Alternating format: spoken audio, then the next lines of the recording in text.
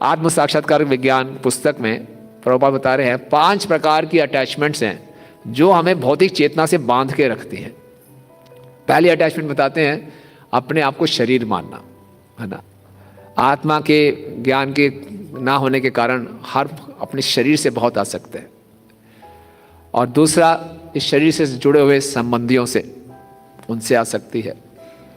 और तीसरा, इस शरीर से जुड़े हुए हमारे घर और हमारे साज सामान, हमारे व्हीकल्स, कहते हैं हमारी प्रॉपर्टी, बिजनेस, उसके पेपर्स भी, बिजनेस पेपर्स, प्रॉपर्टी के पेपरों से भी हमारी बहुत आसक्ति है। और चौथा बता रहे हैं भौतिक विज्ञान से आसक्ति। और पांचवा है जो हमारी कुल की परंपराएं चल रही है पुरानी, उनको करने में, संस्कारों को करने में आसक्ति। तो भौतिक विज्ञान से भी हमारी आसक्ति है। प्रभुपाद जी के एक शिष्य थे पुरुषोत्तम प्रभु, वो प्रभुपाद को मसाज कर रहे थे और उस समय ये प्रोपेगेंडा चल रहा था कि वैज्ञानिक लोग चांद पे पहुंच गए हैं और टीवी पे दिखा रहे थे कि चांद पे पहुंच रहा है व्यक्ति।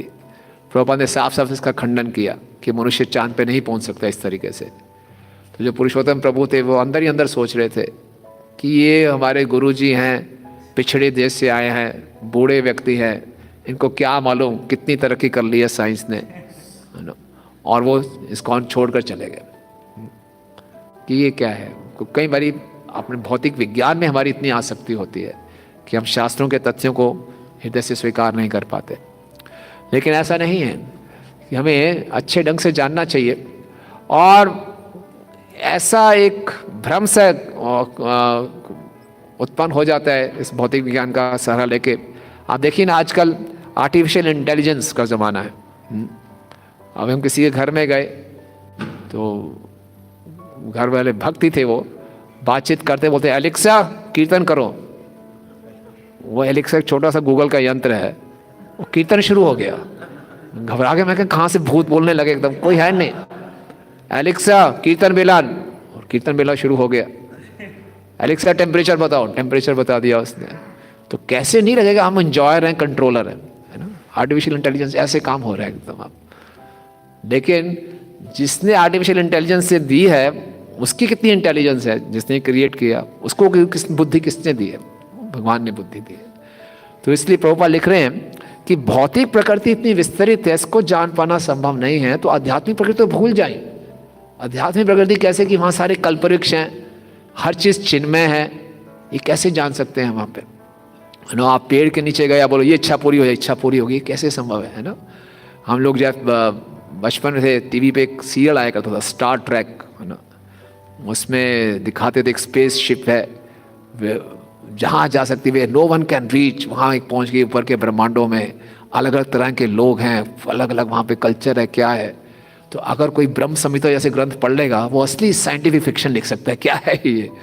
पूरे ब्रह्मांड का स्ट्रक्चर बताया गया है, लेकिन वास्तव में वो केवल फिक्शन नहीं है, ये सच्चाई है।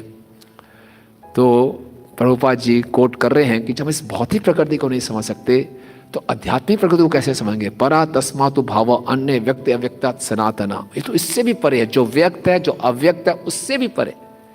ये काफी कुछ भौतिक प्रकृति तो अव्यक्त है, कुछ व्यक्त है, कुछ अव्यक्त है। इस व्यक्त और अव्यक्त से परे एक और आध्यात्मिक प्रकृति है जिसका कभी नाश नहीं होता, वो सनातन है।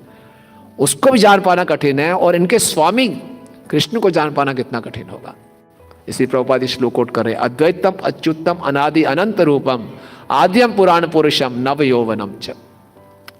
शिला प्रभुपाद जब अपने अंत्य लीला में थे तो तमाल कृष्ण गोस्वामी महाराज अपनी डायरी में लिख रहे हैं, तो 9 अक्टूबर 1977 प्रभुपाद ने हंसदूत स्वामी को बुलाया और बोला कि आप ब्रह्म संहिता गाइए। और ब्रह्म संहिता में जब 5वां श्लोक आता है, 33 नंबर का श्लोक, तो प्रभुपाद को उनका फेवरेट श्लोक था ब्रह्म संहिता में, ये अद्वैतम अच्युतम अनादि अनंत रूपम आद्यम पुराण पुरुषम नव यौवनम च वेदेषु दुर्लभम अदुर्लभम आत्मभक्तो गोविंदम आदि पुरुषम तमहम भजामि।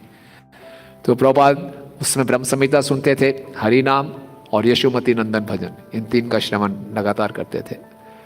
तो वास्तव में भगवान के भी अनंत रूप है जिनको हम जान नहीं सकते।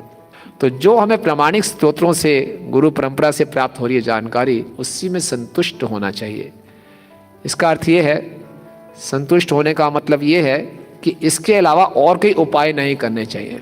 और कोई छानबीन करने की आवश्यकता नहीं है। जो हमें प्रमाणिक ग्रंथों से प्राप्त हो रहा है उसको उसी जानकारी को बहुत ही विनम्रता के साथ श्रवण करके इसमें संतुष्ट रहना चाहिए। इसके अलावा और कोई उपाय नहीं है।